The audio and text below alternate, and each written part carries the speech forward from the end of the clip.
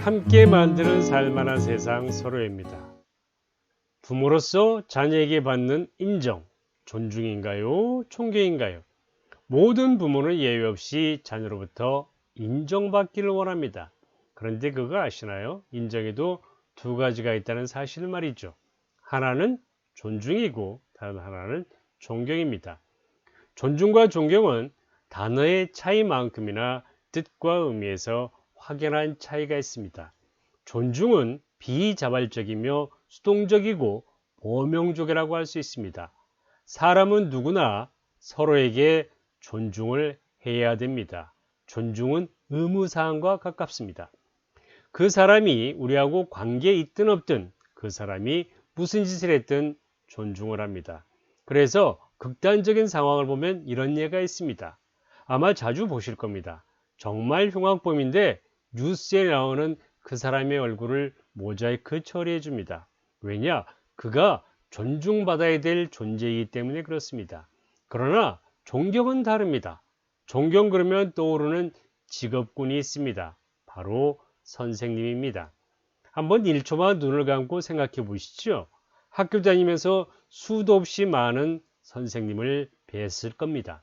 그런데 지금 생각해 보면 그 많은 선생님 중에 존경하시는 분이 몇 분이냐라고 질문을 한다 그러면 몇 명이나 떠오를까요?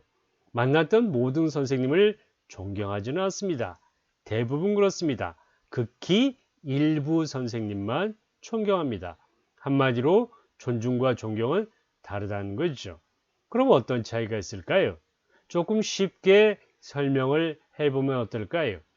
여기 두 명의 어린 친구가 있다라고 가정을 해보도록 하겠습니다.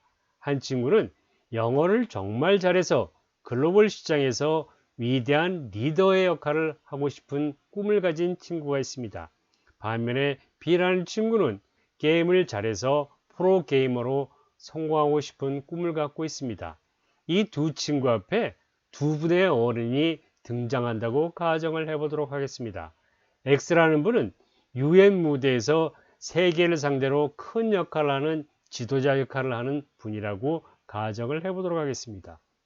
Y는 프로게이머로서 세계에 그 명성을 드높인다라고 가정을 해보도록 하겠습니다.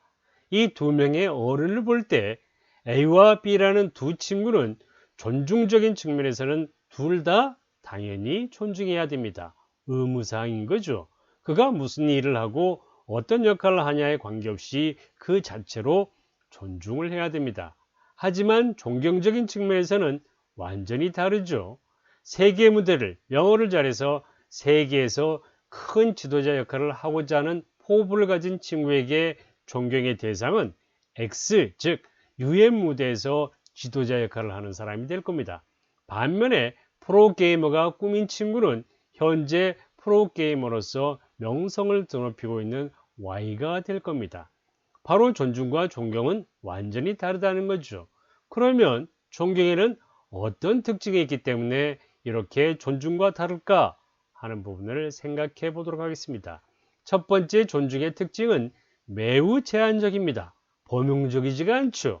이미 말씀드린 대로 존중은 범용적입니다. 타성적입니다. 두 번째 존경의 특징은 굉장히 자발적입니다.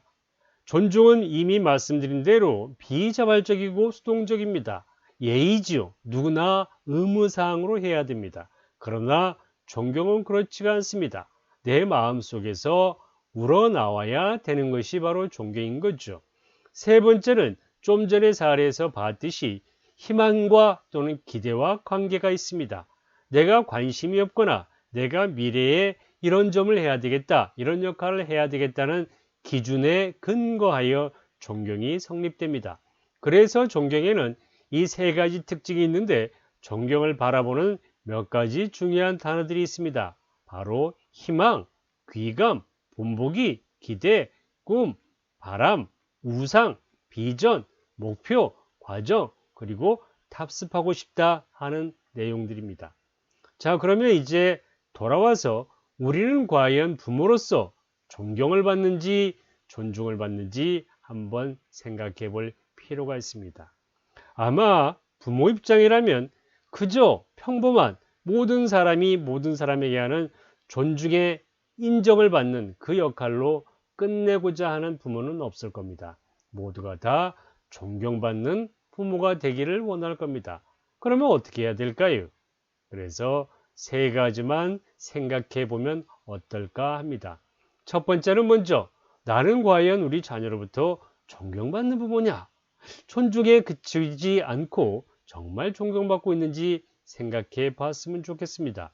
두 번째는 좀 전에 말씀드린 대로 존경은 자녀의 관심사, 기대, 희망, 자발과 관계가 있기 때문에 과연 우리는 자녀의 관심사나 비전에 대해서 잘 파악하고 있는지 생각해 봐야 될 것 같습니다. 세 번째는 과연 우리는 지금 현재 자녀의 관심사나 비전에 얼마나 가까이 와 있는가, 그리고 그것을 위해서 얼마나 과정에 노력하고 있는지 생각해 보면 좋겠습니다.